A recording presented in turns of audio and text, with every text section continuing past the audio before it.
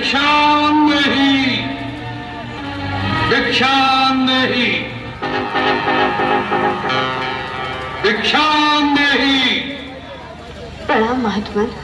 कल्याण हो देवी। हम बहुत दूर से आए हैं और भूखे हैं। तुम्हारी कुटिया देखकर इस आशा से यहाँ आए हैं कि हमें कुछ खाने को मिल जाएगा। अवश्य महात्मा, आप यही ठहरे, मैं आपके लिए यथासंभव भोजन लाती हूँ। देवी, हम यात्रा से क्लांत हैं, हमें विश्राम की भी आवश्यकता है। क्षमा करें, इस समय मेरे पति कुटिया में नहीं है, इसलिए मैं आपका स्वागत नहीं कर सकती। कृपा करके आप वहीं ठहरिए, मैं आपके लिए भोजन लाती हूँ।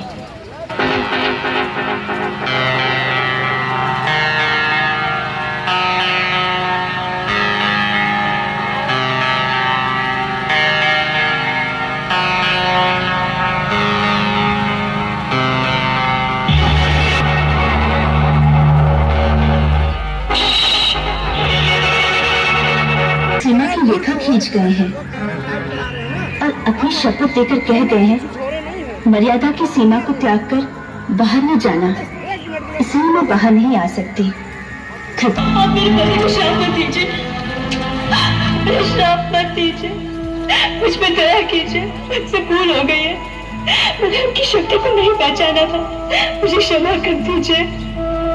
जाओ कन्या, हमने तुम्हें क्षमा कर दिया। हम तुम जैसी सुंदर नारी के अश्रु नहीं देख सकते। मैं मिथिला नरेश महाराज जनक की पुत्री हूँ। मिथिला की राजकुमारी और इस अवस्था में, ये कैसा दुर्दैव है। और ऐसे नारी रत्न को तो किसी त्रिलोकी के राजा की पत्नी होना चाहिए था। मेरे लिए तो मेरे पति ही त्रिलोकी के राजा है, उनसे बढ़कर और कोई हो सकता है क्या? अवश्य हो सकता है, हम तुम्हें बताते हैं। सीते, जिसके नाम से देवता, नाग, किन्नर, असुर, राक्षस अर्थात संसार के संपूर्ण प्राणी थर्रा उठते हैं, तुम तो उस लंकाधिपति रावण की पत्नी होने योग्य हो। ऐसे पाप पुण्य वचन कहते हुए तुम्हें लज्जा नहीं आती? कोई महात्मा के वेश में तुम एक दुरात्मा हो।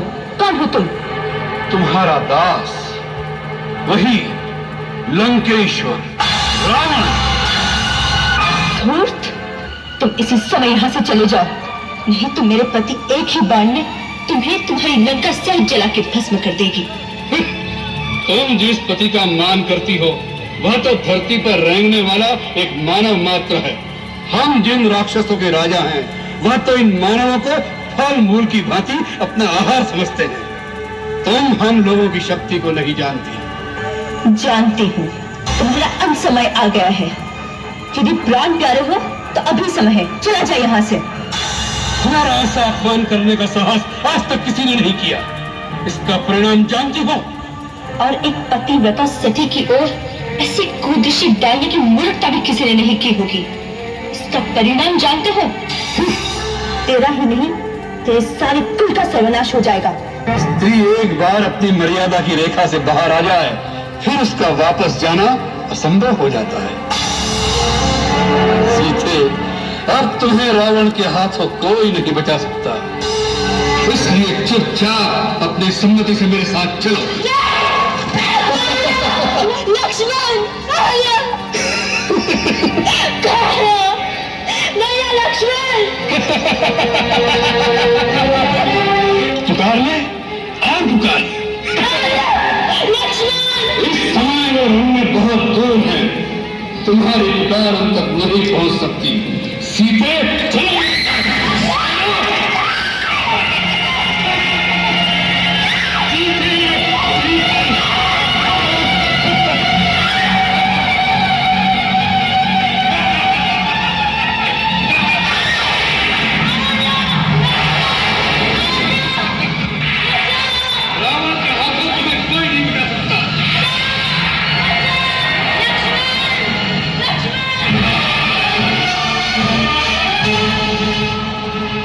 रुको, रुको रावण, रुको।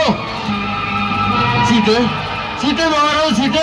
आपको जगह हूँ, इस पापी रावण से मेरी रक्षा कीजिए। तुम चिंता न करो पुत्री, मेरे जीते जी ये तुम्हें नहीं ले जा सकता। रावण, तुम तो बड़े वीर और पराक्रमी कहलाते हो। एक निस्सहाय स्त्री को इस प्रकार चोरों की भांति उठाने का निंदित कर्म तुम्हें शोभा नहीं देता।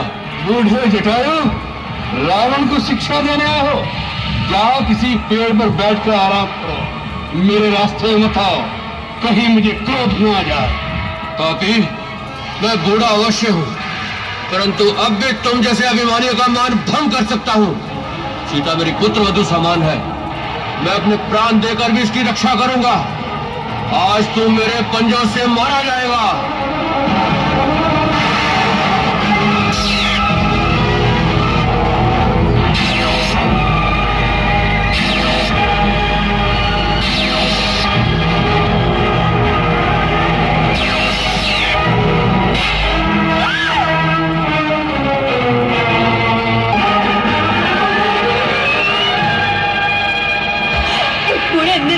पक्षी के पर काटकर तुम अपने आप को वीर समझते हो?